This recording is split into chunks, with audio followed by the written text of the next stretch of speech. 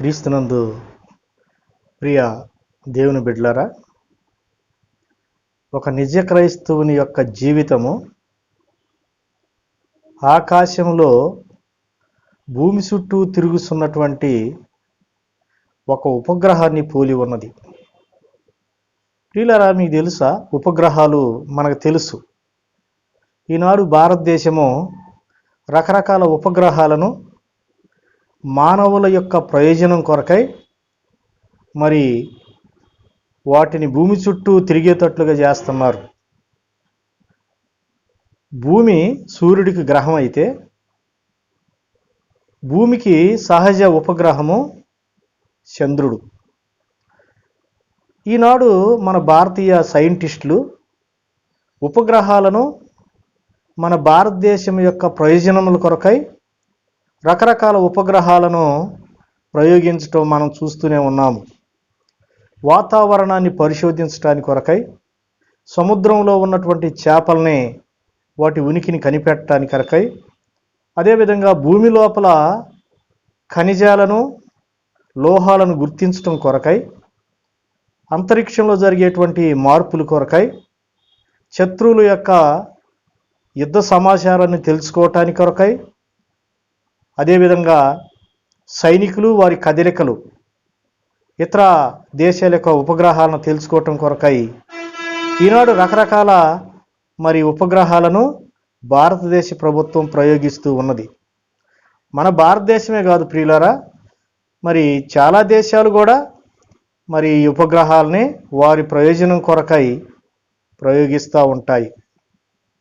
ఒక నిజ క్రైస్తవుడు జీవితాన్ని కనుక మనం పరిశీలించుకున్నట్టుగైతే భూమి చుట్టూ తిరిగేటువంటి ఉపగ్రహాన్ని పోలి ఉంటాడు. అసలు ఈ ఉపగ్రహాలని శాటిలైట్స్ అంటారు, ఆర్టిఫిషియల్ శాటిలైట్స్ అంటారు ఇంగ్లీష్లో. ఈ ఆర్టిఫిషియల్ శాటిలైట్స్ని ఏ విధంగా భూమి చుట్టూ తిప్పటానికి ఉపయోగిస్తారంటే, ఒక ఉపగ్రహం భూమి చుట్టూ అంటే అంతరిక్షంలోకి భూమి యొక్క గురుత్వాకర్షణ శక్తిని అధిగమించి అంతరిక్షంలోకి వెళ్ళాలి అంటే సుమారుగా 1 నిమిషానికి 1 సెకండ్కి 11.4 కిలోమీటర్ల వేగంతో ఎగిరినప్పుడే భూమి యొక్క గురుత్వాకర్షణ శక్తిని అధిగమించి అది అంతరిక్షంలోకి వెళ్తూ ఉంటుంది. ప్రియులారా, ఫిజిక్స్లో చూసుకున్నట్టుగైతే ఉపగ్రహాలను తయారు చేసి దేని కొరకైతే ఏ పని కొరకైతే అవి వినియోగించబడతాయో ఆ పనిని దానిలో నిక్షిప్తం చేసి ఈ ఉపగ్రహాన్ని ఎగరవేయాలంటే కొన్ని ఫ్యూల్స్ అంటే మనం ఇంధనాన్ని కలిగినటువంటి రాకెట్స్ని ఉపయోగిస్తారు. ఈ రాకెట్స్లో ఆ ఎత్తును బట్టి ప్రయోగించేటువంటి ఎత్తును బట్టి రకరకాల ఫ్యూల్ ఛాంబర్స్ని అంటే వాటిని బూస్టర్స్ అంటారు. ఈ బూస్టర్స్ని ఫ్యూల్ నింపి ఆ ర్యాకెట్స్లో పెట్టేసి అంటే ర్యాకెట్స్కి చివరి భాగంలో శాటిలైట్ని పెట్టేసి వాళ్ళు ఇంధనాన్ని మండించినప్పుడు ఈ ఇంధన సహాయంతో అంటే దీనిలో న్యూటన్ 3వ సూత్రము లా ఆఫ్ మోషన్స్ అంటారు, 3rd లా ఆఫ్ మోషన్స్ ఇమిడి ఉంటుంది. అంటే చర్యకు ప్రతిచర్య అని అంటారు. ఎప్పుడైతే ఇంధనం మండుతుందో అప్పుడు ఆ ఇంధనంలోకి ఆక్సిజన్ ఒక ట్యాంకర్లో ఉంటుంది, ఇంధనము ఒక ట్యాంకర్లో ఉంటుంది. ఎప్పుడైతే ఇగ్నైట్ చేస్తారో ముట్టిస్తారో ఆక్సిజన్ గదిలో నుంచి ప్యూర్ ఆక్సిజన్ ఇంధనం ఉన్నటువంటి ఆ గదిలోకి వచ్చేసి ఇంధనాన్ని మండించేసింది. ఎప్పుడైతే ఇంధనం మండిందో వెంటనే దానిలో నుంచి అతి భయంకరమైనటువంటి పొగలు బయటకు వచ్చేస్తూ ఉంటాయి అన్నమాట.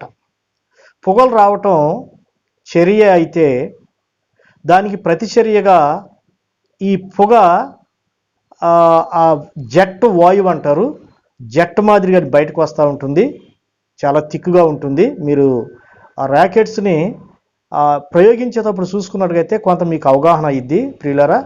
ఈ చర్య ఇంధనం మండిన వెంటనే పొగ బయటకు రావటం ఆ బూస్టర్స్లో నుంచి, దానికి ప్రతిచర్యగా ఈ రాకెట్స్ ముందుకు వెళ్ళిపోయిద్ది అన్నమాట. ఈ విధంగా ఇది సెకండ్కి 11.4 కిలోమీటర్ల వేగంతో ప్రయాణం చేయటం వలన మరి అది భూమి ఆకర్షణ శక్తిని అధిగమించి, అంటే దాన్ని భూమి గురుత్వాకర్షణ శక్తి అంటారు, gravitation force of the earth అంటారు.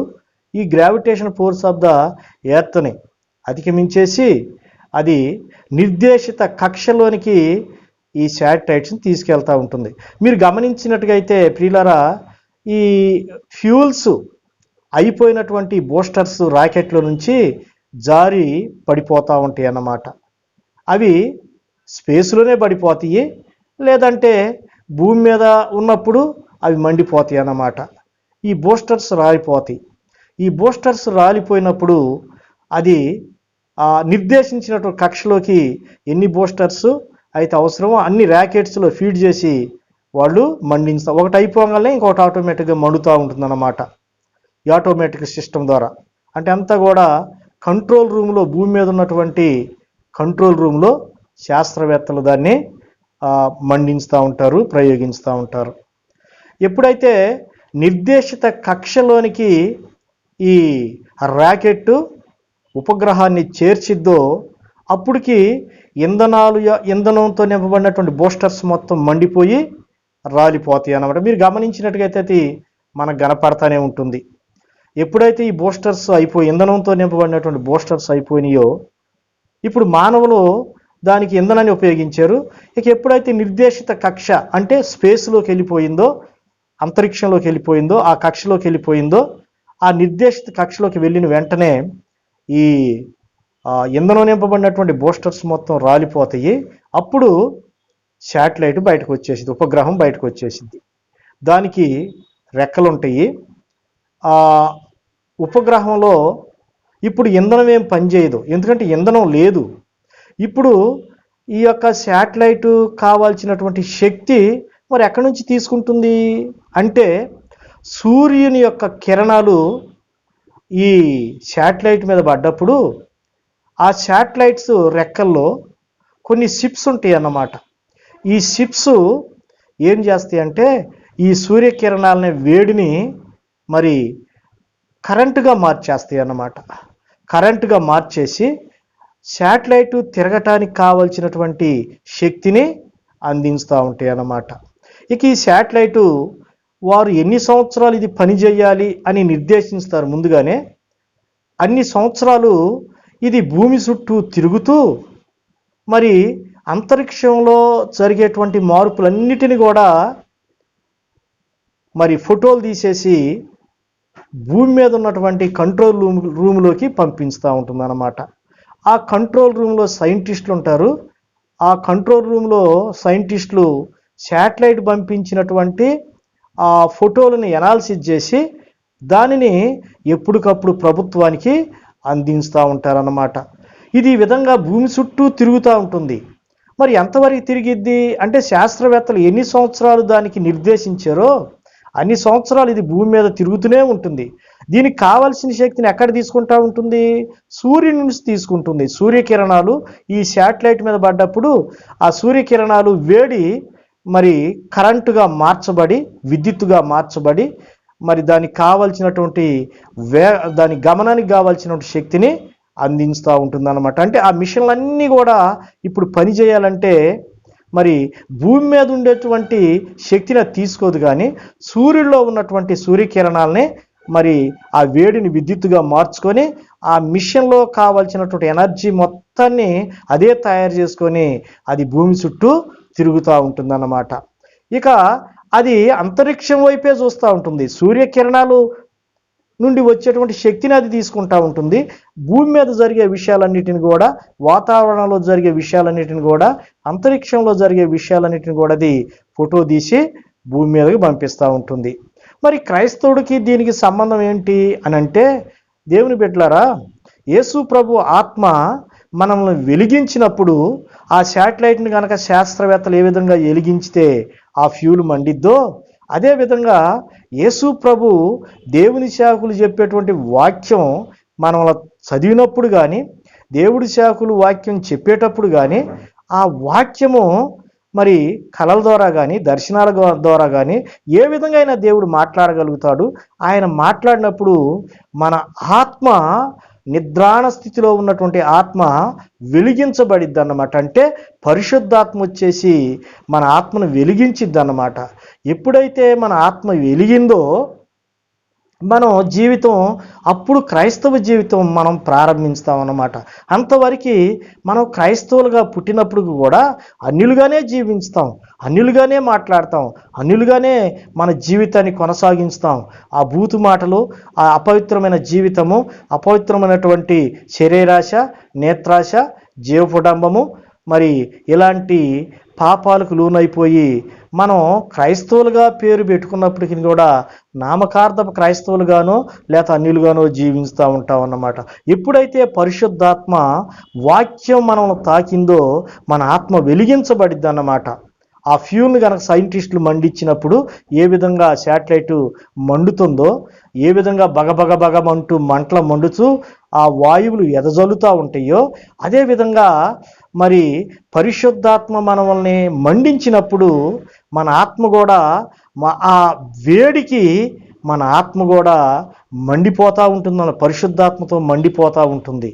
ఆ ఫ్యూల్లో ఏ విధంగా మంటలు మండినప్పుడు వాయువులు వస్తూ ఉంటాయో, అదేవిధంగా మన పరిశుద్ధాత్మ మరి మన ఆత్మను మండించినప్పుడు మనం కూడా ర్యాకెట్ వలె మనం కూడా ఈ లోక సంబంధంగా ఆధ్యాత్మిక లోకంలో మనం ప్రయాణం చేస్తూ ఉంటాం అన్నమాట. ఆ చర్చిల్లోకి వెళ్ళి దేవుని వాక్యం నేర్చుకుంటూ ఉంటాం. అప్పుడు పరిశుద్ధాత్మ మనల్ని చెక్కుతూ ఉంటాడనమాట. సంవత్సరాలు గడిచిపోయే కొద్ది, దినాలు, నెలలు, సంవత్సరాలు గడిచిపోయే కొద్ది మనం మంచిగా పరిశుద్ధాత్మకు లోబడ్డప్పుడు పరిశుద్ధాత్మ దేవుడు మనల్ని చెక్కుతాడనమాట. ఒక శిల్పి ఏ విధంగా బండను తీసుకొచ్చి చూసినప్పుడు శిల్పి చక్కగా చెక్కుతూ ఉంటాడు, ఆ విధంగా మనలో ఉన్నటువంటి ఆ మూఢత్వాన్ని, ఆ లోకత్వాన్ని, ఆ లోభత్వాన్ని, శరీరాశల్ని, నేత్రాశల్ని, వీటన్నిటిని కూడా తీసివేస్తూ ఉంటాడనమాట.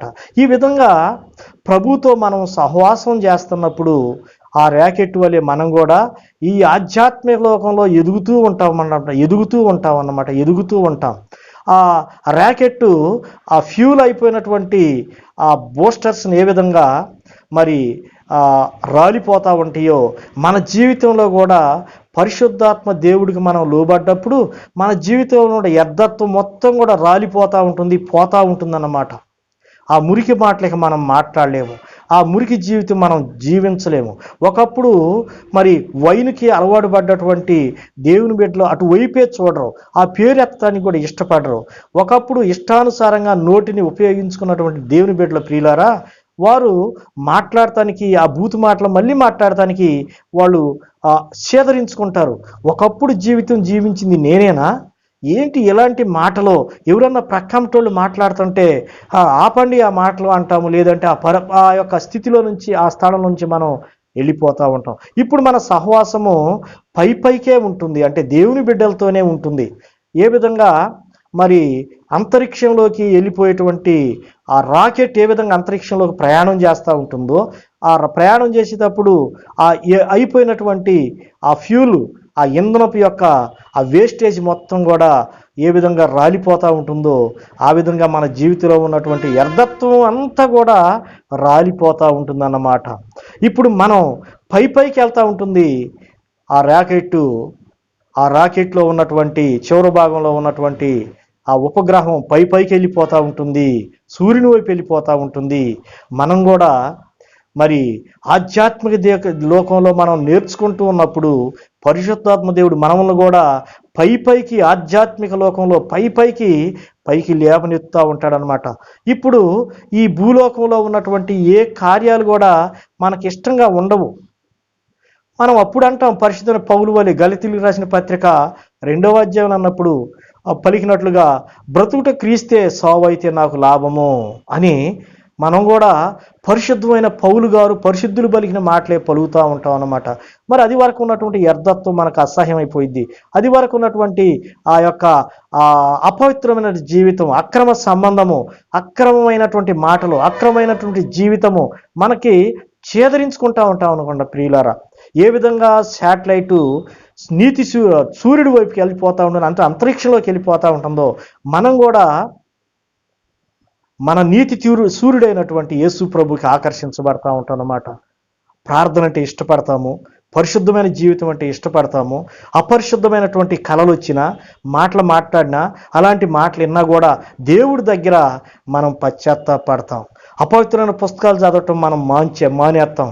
అపవిత్రమైనటువంటి సినిమాలు చూస్తాం, సీరియల్స్ చూస్తాం, అపవిత్రమైన మాటలు మాట్లాడతాం, మనం ఇష్టపడం. ఎందుకో తెలుసా? నీ సూపు నా సూపు కూడా మరి పరిశుద్ధాత్మ దేవుడు మనలో నుండి నీతి సూర్యుడైనటువంటి యేసు ప్రభువుకి మనల్ని ఫుడ్ చేస్తూ ఉంటాడు, నెడతా ఉంటాడు. మనం యేసుక్రీస్తు యొక్క ముఖ దర్శనాన్ని చూడటానికి తహతహలాడతాం. ఏ విధంగా శాటిలైట్ కనుక అంతరిక్షంలోకి శాస్త్రవేత్తలు నిర్దేశించిన కక్షలోకి వెళ్తానికి ఏ విధంగా వేగంగా వెళ్తూ ఉంటుందో మన జీవితం కూడా వేగంగా ఆత్మీయ జీవితంలో మనం ఎదుగుతూ ఉంటాం అన్నమాట. మన నోటిలో పరిశుద్ధమైన మాటలే వస్తాయి, యేసు ప్రభు మాటలే వస్తాయి, నీతి మాటలే వస్తాయి.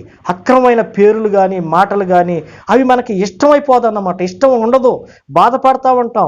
ఒకవేళ అలాంటి జీవితం ఉంటే దేవుడి పాదాల మీద కూర్చొని ఉపవాసం చేసి, ప్రభువా ఇంకా ఈ అక్రమైన జీవితం నాలో ఉన్నది, ఈ అక్రమైన ఆలోచనలు నాలోకి వస్తున్నాయి ప్రభువా, ఇలాంటి సూపులు, ఇలాంటి మాటలు, ఇలాంటి స్థితి అన్నీ మార్చు ప్రభు అని ఉపవాసం ఉండి దేవుడి సన్నిధిలో పశ్చాత్తాపడతాం ప్రియులారా. అదేవిధంగా ఎప్పుడైతే శాటిలైట్ నిర్దేశించిన కక్షలోకి వెళ్ళిపోయిద్దో అంతకు ముందున్నటువంటి ఆ రాకెట్స్ భాగాలు మొత్తం ఊడిపోయి ఇప్పుడు స్వచ్ఛమైనటువంటి ఉపగ్రహం బయటకు వచ్చేసిద్ది అన్నమాట. ఈ ఉపగ్రహం భూమి చుట్టూ తిరుగుతూ ఉంటుంది. తనకు కావలసినటువంటి శక్తిని సూర్యరశ్మి నుండి తీసుకుంటూ దాన్ని విద్యుత్తుగా మార్చుకుంటూ అది భూమి చుట్టూ తిరుగుతూ తను చూసినటువంటి ఆకాశంలో సంభవించేటువంటి విషయాలన్నిటిని ఫోటో తీసి భూమి మీదకి పంపిస్తూ ఉంటుంది. ఈ విధంగా అదేవిధంగా క్రీస్తుని ఎరిగినటువంటి దేవుడు పరిశుద్ధాత్మతో నింపబడినటువంటి దేవుని బిడ్డలో లోక సంబంధమైనటువంటి స్వభావం నుంచి, శరీర సంబంధమైనటువంటి స్వభావం నుంచి విడిపించబడతారు. ర్యాకెట్టులో ఉన్నటువంటి భాగాలు ఏ విధంగా విడిపోయినాయో, మండిన తర్వాత వేస్టేజ్ మొత్తం ఏ విధంగా విడిపించబడిందో, ఊడిపోయిందో, అదేవిధంగా ఆధ్యాత్మిక జీవితంలో ఎదుగుతున్నటువంటి మన జీవితం, మనలో ఉన్నటువంటి స్వభావాన్ని మనం విసర్జిస్తాం. నీతి సూర్యుని యొక్క శక్తిని తీసుకొని, ఉపగ్రహం సూర్యుని శక్తిని తీసుకొని ఏ విధంగా ఇంధనంగా మార్చుకొని ఏ విధంగా భూమి చుట్టూ తిరుగుతూ ఉంటుందో, మనము నీతి సూర్యుడైనటువంటి యేసు ప్రభు యొక్క శక్తిని తీసుకొని మనలో ఉన్నటువంటి ప్రాచీన స్వభావము, లోక స్వభావం అంటే లోకంలో నేను గొప్ప గొప్ప పదవులను అలంకరించాలి, లోకంలో అందరి చేట నేను మంచివాడిని అనిపించుకొని అందరూ నన్ను చూసి గొప్పవాడు అనిపించుకోవాలి అనేటువంటి కోరికలు. అంటే యేసు ప్రభుని అప్పగించినటువంటి ఇస్కరియోతు యోధాలో లోక స్వభావం ఉన్నది. ఎందుకు యేసు ప్రభుని అప్పగించాడు? ఎందుకు బరబ్బాను వదిలిపెట్టి వచ్చాడు? యేసు ప్రభు రాజు అవుతాడు. ఆయన రాజు అయితే నేను మంచి ఆర్థిక ఫైనాన్స్ మినిస్టర్ అవుతాను. అందుకనే యేసు ప్రభు శిష్యులతో కలిసి ఉన్నప్పుడు వాడు కానుకలు ఆ సంచి ఆయన ఎగురుండేది. అంటే అది ఆ practice of the finance minister అన్నమాట. నేను ఇక్కడే నేర్చుకోవాలని చెప్పేసి 11 మంది ఎవరు తీసుకోపోయినా ఈయన తీసుకుంటాడు అనమాట. అందరికంటే చివరొచ్చినటువంటి వాడు యోధ. అయితే అందరికంటే ముందు మరి ఆ ఫైనాన్స్ అంటే కానుక తీసుకుని ఆయన దగ్గర దాచిపెట్టుకునేవాడు. కొంత తీసుకుని దాచుకుంటా, కొంత తనకి జమ చేసుకుంటా ఉంటాడు అనమాట. వాడు ఆలోచన ఎప్పుడు అదే, డబ్బు సంపాదించుకోవాలి, తర్వాత యేసు ప్రభు రాజు అయిపోతే నేను ఆయన దగ్గర గొప్ప సెకండ్ పొజిషన్లో ఉన్నటువంటి మినిస్టర్గా ఉండాలని చెప్పి వాడు కోరిక అన్నమాట. అది లోక స్వభావము. లోకస్తులందరూ నన్ను గుర్తించాలి, నా గ్రామంలో వాళ్ళందరూ నన్ను గుర్తించాలి, నా రాష్ట్రం నన్ను గుర్తించాలి, నా దేశం నన్ను గుర్తించాలి, నన్ను గొప్పవాడుగా పొగడాలి, అందరూ నన్నే నా వైపే చూడాలి, నా పేరే చెప్పుకోవాలి. కొంతమందికి దేవుని బిడ్డలకు కూడా అలాంటి కోరికలు ఉంటాయి. సంఘంలో కూడా అందరూ నన్నే చూడాలి, అందరు నేను వేసే కానుకలను చూడాలి, అందరు నేను ఇచ్చే గిఫ్ట్ను చూడాలి. అందుకనే వాడు పేర్లు రాసుకుంటా ఉంటారనమాట. అందరికంటే వాళ్ళనే చూడాలని కోరిక ఉంటా ఉంటుంది. యోధా మనసు అది లోక స్వభావము. అర్థమైందా?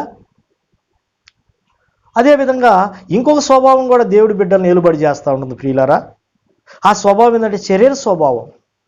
ఏమిటి శరీర స్వభావము?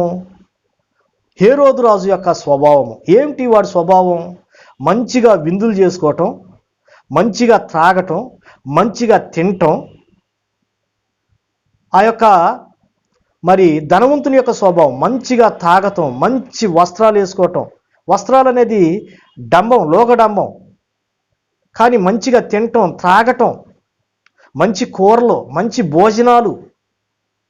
అంతేకాదు అపవిత్రమైనటువంటి జీవితం జీవించటం. హేరోదు రాజు తన తమ్ముడు భార్య అయినటువంటి ఫిలిప్పు భార్య అయినటువంటి హేరోది అని ఉంచుకుంటాడు. పెళ్ళి అనకూడదు, దాన్ని ఉంచుకోవటం అంటారు, అడ్డు పెట్టుకోవటం అంటారు. ఉంచుకున్నప్పుడు నీతిమంతుడైనటువంటి బాప్తిస్మిచ్చు యోహాను ఆయన గద్దించుతాడు. ఇది నీకు న్యాయం కాదు, నీ తమ్ముడు భార్యని నువ్వు అట్టి పెట్టుకోవటం, ఉంచుకోవటం అది న్యాయం కాదు, ధర్మం కాదని గద్దించినప్పుడు పగబట్టుకొని ఆయన జైల్లో వేసి ఆయన ఉంపుడు గట్టి యొక్క కోరికను తీర్చడానికి నీతిమంతుడైన బాప్తిస్మిచ్చు యోహాను తలను నరికించుతాడు. అలాంటి దుర్మార్గుడు. అది శరీర స్వభావం. నీ జీవితాన్ని, నా జీవితాన్ని కూడా ఈ రెండు స్వభావాలు ఏలుబడి చేస్తాయి. శరీర స్వభావం, లోక స్వభావం. ఒకటి యోధ స్వభావం, రెండవది హేరోదు స్వభావం. ఈ రెండు స్వభావాలు ఉంటే ప్రభు వాడుకోడు ప్రియులారా. ఒకవేళ నువ్వు చర్చిలో పాటలు పాడినా, చర్చిలో ప్రాముఖ్యమైన వ్యక్తిగా ఉన్నా, దేవుడు సేవకులు వాడుకోవచ్చాము కానీ దేవుడు వాడుకోడు. కనుక అలాంటి వాళ్ళని దేవుడు వాడుకోడు. దేవుడు వాడుకోవాలి అంటే ఆ కట్టబడినటువంటి గాడిదని మత్తయి సువార్త 21:2 శిష్యులతో చెబుతా, కట్టబడిన గాడిదని తీసుకురండి. దేనితో కట్టబడింది? నా ధ్యానంలో నేను ఈ విధంగా అనుకున్నాను. ఒకటి శరీర స్వభావంతో కట్టబడింది, రెండవది లోక స్వభావంతో కట్టబడింది. ఆ గాడిదని నీవేననుకో, నేనే అనుకో. నీవు నేను శరీర స్వభావంతో, లోక స్వభావంతో మనం కట్టబడ్డాం. కట్టబడినటువంటి గాడిదని దేవుడు వాడుకోలేదు. విప్పమన్నాడు. విప్పిన తర్వాతే ఆయన దాని మీద కూర్చున్నాడు. అవును, నీవు నేను శరీర స్వభావం నుంచి, లోక స్వభావం నుంచి, ఆ కట్టులో నుంచి తెంపబడితేనే, ఆ స్వభావాన్ని జయించి ఆ స్వభావాన్ని మనం విసర్జించితేనే దేవుడు నిన్ను నన్ను వాడుకుంటాడు. ఆ ర్యాకెట్ చూడండి, అది ర్యాకెట్, శాటిలైట్ ర్యాకెట్ని కోడ్ చేస్తారు. ర్యాకెట్ లోపల దానిని పెడతారు. దానికి ఇంధనంతో నింపబడినటువంటి కొన్ని బూస్టర్స్ ఉంటాయి. ఆ బూస్టర్లు మండిపోయి రాలిపోతూ ఉంటాయి. అవి ఉన్నంత వరకు ఆ ర్యాకెట్ బయటకు రాదు. ఎప్పుడైతే ఆ బూస్టర్స్తో, ఇంధనంతో నింపబడినటువంటి బూస్టర్స్ రాలిపోయినాయో, ఆ నిర్దేశించినటువంటి కక్షలోకి ఎప్పుడైతే ఆ ర్యాకెట్ శాటిలైట్ని చేర్చిద్దో అప్పుడు ఆ ర్యాకెట్లో ఉన్న భాగాలన్నీ పోతాయి. ఆ వేస్టేజ్ అంతా ఊడిపోయింది. అప్పుడు ర్యాకెట్ స్వచ్ఛంగా బయటకు వచ్చేసింది. అప్పుడు ర్యాకెట్ పనిచేయటం జరుగుతూ ఉంటుంది. నీవు నేను కూడా ఈ శరీర స్వభావం, లోక స్వభావంతో ఉన్నంత వరకు దేవుడు నిన్ను నన్ను వాడుకోడు. వాడుకున్నా అది ఫలభరితంగా ఉండదు. ఈ హేరోదు స్వభావము శరీర స్వభావము, యోధా స్వభావం లోక స్వభావం. ఈ రెండు స్వభావాలు నీలో నాలో ఉన్నంత వరకు దేవుడు వాడుకోలేడు. ఈ రెండు స్వభావాలు ఎప్పుడు పోతే, దేవుడితో నీవు సహవాసం చేసి నీతి సూర్యుడైనటువంటి యేసు ప్రభు వైపు చూస్తూ ఆయన వాక్యాన్ని ధ్యానించి నీ జీవితానికి అప్లై చేసుకుంటూ, ఇంకా నీలో పాపం ఉన్నదేమోనని చెప్పి పరిశోధన చేసుకుంటూ, పరిశుద్ధాత్మ సహాయంతో నువ్వు పరిశోధించుకున్నప్పుడు దేవుడు నీకు బయలుపరుస్తూ ఉంటాడు. అప్పుడు ఆ స్వభావాల్లో నుంచి విడిపించమని దేవుడి సన్నిధిలో నీవు ఏ విధంగా ఆ ర్యాకెట్ ఆ ఆర్తనాదాలు చేసుకుంటూ మండుకుంటూ ఆకాశంలోకి వెళ్ళిపోతూ ఉంటుందో, నీవు కూడా నీ ఆధ్యాత్మిక జీవితంలో ఈ రెండు స్వభావాలను గుర్తించినప్పుడు నువ్వు ఆర్తనాదాలు చేస్తావు.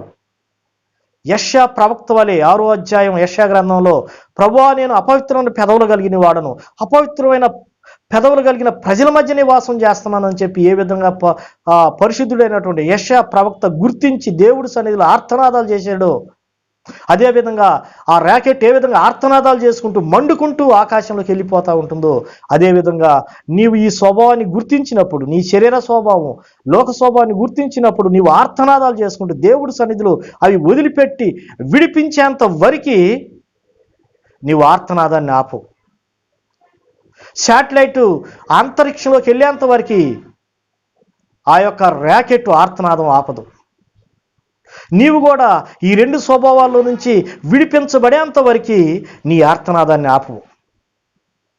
యేసు ప్రభు 3 సార్లు నువ్వు బొంగుతావు పేతురు అన్నప్పుడు అంతవరకు ఆయనకి శరీర స్వభావము ఉన్నది, లోక స్వభావం ఉన్నదని చెప్పేసి ఆయన గుర్తే లేదు. ఎప్పుడైతే దేవుడు చెప్పాడు అప్పుడు తన లోపాలను ఆయన గుర్తించాడు. ఓహో, నేను శరీర స్వభావం, ఇన్ని సంవత్సరాలు దేవుడితో సహవాసం చేసినప్పుడు కూడా నేను శరీర స్వభావంతో కలిగిన వాడిని, లోక స్వభావంతో కలిగిన వాడను. పరిశుద్ధుల పౌలు చెప్పాడు, అయ్యో పాపానికి లోబడినటువంటి ఈ స్వభావం నుంచి నన్ను ఎవడ ఇడిపించుతాడు అని చెప్పి పరిశుద్ధుల పౌలు ఆర్తనాదాలు చేశాడు. ప్రియులారా, పరిశుద్ధమైన పౌలు ఆర్తనాదాలు చేసినట్టుగా, రాకెట్ ఆర్తనాదాలు చేసినట్టుగా నీవు నేను గాడ ఆర్తనాదాలు చేస్తాం. ఎప్పుడో తెలుసా, నీతి సూర్యుడిని మనం చూసినప్పుడు, ఆ నీతి సూర్యుడి యొక్క ఆ కిరణాలు మనలో ప్రవేశించినప్పుడు, ఆ పరిశుద్ధాత్మ కిరణాలు మనలో ప్రవేశించినప్పుడు మనలో ఉన్న డాగుని, మచ్చని అవి చూపించుతాయి అన్నమాట. అప్పుడు నువ్వు ఆర్తనాదాలు చేస్తావు రాకెట్ చేసినట్టుగా. దేవుడు నీకు పరిశుద్ధపరచబడేంత వరకు, లోక స్వభావం నుంచి, శరీర స్వభావం నుంచి విడిపించబడేంత వరకు నువ్వు ఆర్తనాదాలు చేస్తూ ఉంటావు.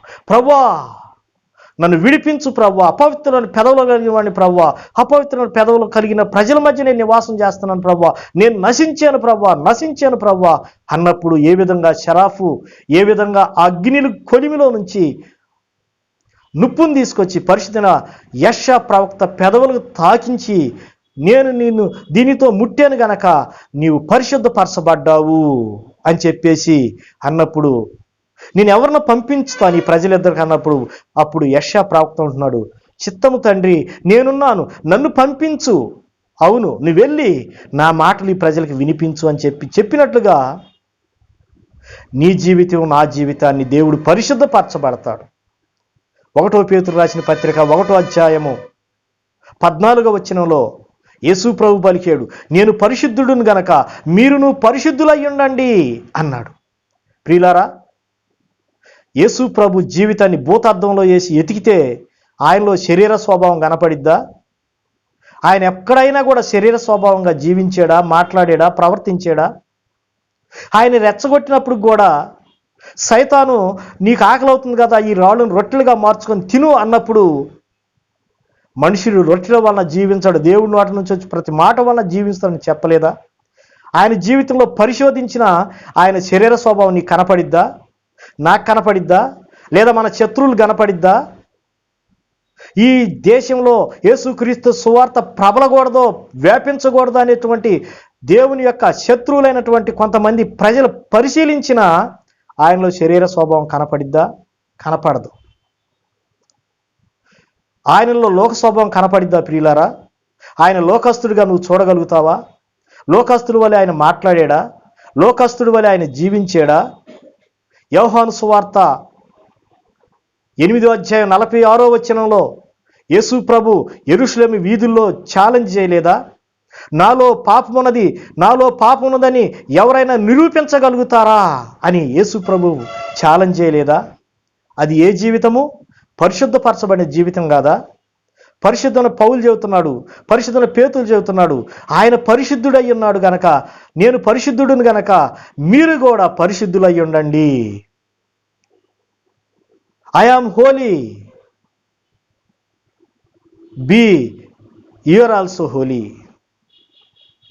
నేను పరిశుద్ధుడై ఉన్నాను, నువ్వు పరిశుద్ధుడై ఉండండి. దాని అర్థం ఏంటి? నేను లోకస్తుని కాదు, నేను శరీర స్వభావిని కాదు, లోక స్వభావిని కాదు. నన్ను వెంబడించేటువంటి మీరు నేను వాడుకోవాలంటే, నేను గాడిదకి 2 ఆ కట్లు విప్పదీశాను కదా.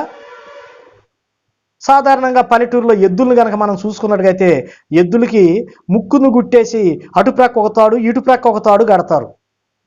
అదేవిధంగా సైతాను నీకు నాకు కూడా 2 కట్లు కట్టింది. ఎన్నో కట్లు ఉంటాయి, అన్ని కట్లు కూడా ఈ 2 కట్ల నుంచే వస్తాయి. ప్రియులారా, ఒకటి లోక స్వభావము, రెండవది శరీర స్వభావము. ఈ 2 స్వభావాలతో మనల్ని కట్టి అది మనల్ని ఆడిస్తూ ఉంది. అవి మనకు కనపడవు, మనకి అర్థం కాదు. గాడిదని దేవుడు ఎందుకు చేయమన్నాడు? ఆ కట్టులతో కట్టబడి ఉన్నది, అదేవిధంగా గాడిద నువ్వు నేను అనుకుంటే, నా కుమారుడా నీవు 2 కట్లతో కట్టబడి ఉండావు. అది ఒకటి శరీర స్వభావము, రెండవది లోక స్వభావము. నేను లోకస్తుని కాదు, శరీర స్వభావాన్ని కాదు, శరీర స్వభావాన్ని కాదు. I am not the nature of flesh, I am not the nature of world. మీరు కూడా ఆ విధంగా ఉండండి.